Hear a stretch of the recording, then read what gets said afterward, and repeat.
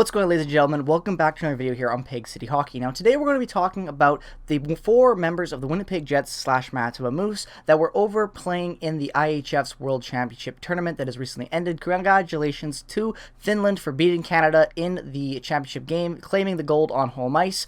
In overtime, it was a fantastic game, and yeah, it sucks that Canada didn't get gold. It always does. But don't get me wrong, I'm pretty happy with silver, and the Americans didn't even get bronze, so I'm always happy with that. No real jokes to America, just Canada's always got to be better. Nonetheless, though, let's talk about the 4 players in order from the least amount of points to the most amount of points. And starting off with the least amount of points and the least amount of games played is Leon Ganak. Now, if you don't know who Leon Ganak is, he is a defenseman that plays with the Manitoba Moose, a prospect from the Winnipeg Jets. He joined Team Germany after the Moose were eliminated in Game 5 of the Admirals' first-round matchup they had, where they lost after climbing back to potentially almost reverse sweep the Admirals. It was a very close series, and yeah, it sucks the Moose couldn't get over the hump and complete the reverse sweep, but they still had a pretty good series, and Ganak had a pretty good tournament himself. He put up 1 assist in 4 games played for Team Germany. It was a good presence out there, was a -2, but again, Germany itself wasn't the greatest team out there, but he played pretty well out there. I thought that he skated with a lot of confidence, and he carried a lot of his game from the AHL over to this tournament and was really able to show it and be productive. So maybe Leon gets a spot next year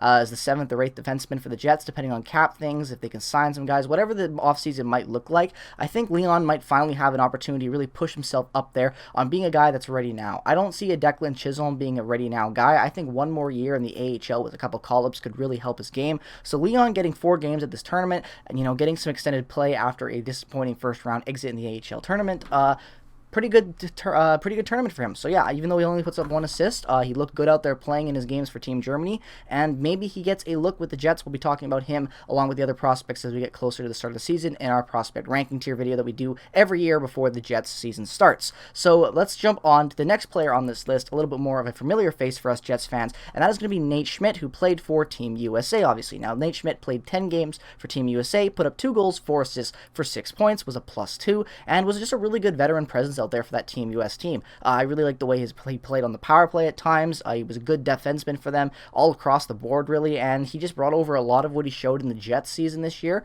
and brought it to this tournament, which is great to see because Nate Schmidt was awesome with the Jets this year. I know a lot of people weren't happy with the defense this year, especially after the acquisitions of Schmidt and Dillon, but I gotta say, I was really happy with Nate Schmidt. At the start of the season, he was really hot, and even though he cooled down points-wise, he was still a good presence out there, a much better presence than what Brendan Dillon brought, other than a couple scraps here and there and the occasional secondary assist. So I really liked Nate Schmidt this year, and even though he's at a $6 million cap hit, I think he's a good veteran defenseman that provides a lot of leadership, offensive ability, and good two-way play for the Jets, and I've always liked his play so far in this season we saw with him. So I'm looking forward to seeing him next year on the Jets. I hope he doesn't get dealt. I hope Brendan Dillon is the guy leaving Winnipeg. I know he makes a little bit less, but at the end of the day, I think Nate Schmidt does provide a lot of offense for this club when he's actually able to get his game going, and in a better, more productive year where the Jets actually have some luck and some better scoring games, I think Schmidt could even get better points than what he had last year in a much improved year to where he was prior with Vancouver the season before this one. So I think Nate Schmidt had a pretty damn good tournament, as expected from a guy that's been in situations like this before and was the leader on that team wearing the A. So I think even though they didn't get the bronze, he played well. And again, you like to see this type of play translate to this guy going onto a Worlds team with a lot of top tier talent. He still played very well. So hopefully Nate Schmidt can continue to build off that great year he had last season. This brings us to our next familiar face from the Winnipeg Jets, an elite forward that you all know and love, my boy, Nikolai Ehlers. Now, Nikolai Ehlers played for Team Denmark, as expected, probably one of the best Danish players to ever come out of that country. 7 games played for Team Denmark, a goal and 6 assists for 7 points, was a 0 in the plus-minus category and had 2 penalty minutes. Now, Denmark itself didn't really do much, and it's kind of, expected. They don't have the best talent when it comes to comparing to some of these other teams they have to go up against to get to a gold medal or even a bronze medal game, but Ehlers had a really damn good tournament, and he had a good season as well. If he wasn't injured, he probably would have had even a better point total than what he already got, but I like that 1 goal, 6 assists from Nikolai Ehlers, especially the 6 assist part, because Ehlers is probably the best trigger man on that team, but he was still dishing the puck out a lot and being involved in a lot of scoring, which is good because Ehlers is such a good, fast puck moving forward. When he can actually get his passing game going, he's an elite passer at times. Now, does he make bonehead moves at times? Yes, he does, because he moves so fast with the speed, he's thinking ahead of some of the other players, and it sometimes doesn't work out. But Ehlers in this tournament really was able to show how he was able to take his experience and being the best player on the ice and really helping the teammates thrive and being able to get more out of his line mates. So I thought this was a really good growing tournament for Nikolai Ehlers, and hopefully this will help translate to his NHL season for the Jets next year, where he can be more of a good puck-moving guy, not just skating the puck up and setting up plays, but dishing them out a little bit better and getting that assist total a little bit higher. His goals are always going to be there, but I really think Ehlers has some underrated passing abilities, and I really liked his playmaking in this tournament, and I hope to see more of that translate into next season and him even grow that part of his game even more. Now, let's talk about one of the most impressive stats and impressive players the Jets had in this tournament, Adam Lowry. I know, Adam Lowry, third, potentially fourth-line center for the Winnipeg Jets, comes into this tournament, wears an A, plays 10 games, and puts up 9 points, and is 11th in tournament scoring for Team Canada.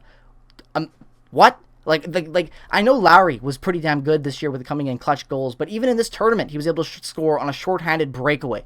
Lowry potentially could have a really good year offensively last year. He really grew in a lot of areas this year, and if the Jets are actually able to get a third line going, potentially with Appleton, and who knows, maybe if Blake Wheeler finally slides out of that top 6 and helps provide some even more offense down there with these guys that have a lot of skill, we could see a really good productive year from Adam Lowry. Like, this got me really hopeful for next season, because I thought that Adam Lowry last year and even the year before that was setting down to be more of a fourth line guy in his career, and you could argue that he should be, but this tournament was a really, really good opportunity for Lowry to play with some top tier talent and get results. So hopefully if Lowry, this will show the coaching staff that whatever comes into the Jets, that you can get something out of Lowry offensively if you pair him with some good scoring guys. So maybe a line next year, Blake Wheeler with Adam Lowry, even though that would be slow, could really provide some good gritty type, in the corner play with Blake Wheeler doing some good passing stuff, helping set up Lowry in front of the net for some tips and deflections, and that could be everything you need to get a good scoring third line that puts pressure on a team that the Jets really haven't had in a while. The Jets' checking lines have been crap and only playing about 5 minutes a night because they don't have a lot of skill on there that can compete in a full 60-minute hockey game. You could argue that they should play more, and I'm definitely on that favor of them playing more, but at the end of the day, I think Lowry coming in and putting up 9 points, 11 in the entire tournament for scoring, that's a great sign that he can play with top-tier guys going into next season. So I'm really hopeful to see that something happen with that third, fourth line potentially, where we see some more offense, because Lowry definitely showed in this tournament that he can bring a lot when you put him in a situation to get points. So I loved Lowry's tournament, really, really good, and also him wearing an A is great because he's a great guy for the locker room, a great guy on the ice, and he showed it in this tournament. Now, without any further ado, let's talk about the stud of this tournament, who was third in point scoring behind Roman Cervenka, Drake Batherson, Dylan Cozens, and Pierre-Luc Dubois. Cozens and Dubois are tied for third in scoring with 13 points each. Dubois, in 10 games played, put up 7 goals, 6 assists for those 13 points, was a plus 11 out there, and, as Dubois fashion, took 12 penalty minutes. Dubois is really turning into this pest on the ice that puts up production but is a hound and gets a lot of penalties, and I don't mind it because I think it's a great presence out there. He's really developing that gritty type of forward presence, like almost like a Marchand, that's going to get you a ton of points but is going to be a hound and a pest and take penalties. So yeah, 12 penalty minutes, you want an elite guy to take less, but his presence out there is undeniable, and I really think he had a really good coming out tournament. The Jets need to sign him, and if anything, this is going to help in his favor on getting a bigger contract, but he was just incredible this year and one of, if not the best players on Team Canada, next with Drake Batherson, yeah, he was just fantastic this tournament, and it really is exciting because I was rough on Dubois, as a lot of Jets fans were in his first year after the Laine trade, and him himself being traded for Laine will always, be a scar on this franchise, not because he's not good, because Laine is Laine, but if Dubois can keep this presence going and get better, and 13 points in 10 games, 7 of them being goals, you can't ask much more from a guy that's really coming into his own as an elite two-way scoring center. So Dubois having a fantastic tournament, you love to see it, and I was expecting it. He definitely delivered, and without a doubt, one of his best performances as of late in a tournament setting, since going probably back to that playoff debut he had, not debut, but playoff monster debut performance where Columbus beat the Leafs a few years back. But yeah, Dubois was just incredible in this tournament, as long as all the other 4 Jets players that were, 1, 2, 3, 4, 5, maybe 5 players, I can't even count, but nonetheless, they all were great out there. This tournament was a great tournament of hockey to watch. So yeah, let me know what your favorite moment was from this past tournament for the World Championship. If you're Finnish, congratulations on winning. I know I have a couple Finnish viewers that watch this channel, so congratulations on the victory. Nonetheless, thank you so much for watching this video. Let me know your thoughts down in the comment section below. As always, have a great rest of your day. Follow me on Twitter, Instagram, check out all the affiliated links down in the description below. As always, peace, love, and positivity. Have a great rest of your day, like I've already said, and as always, go Jets, go.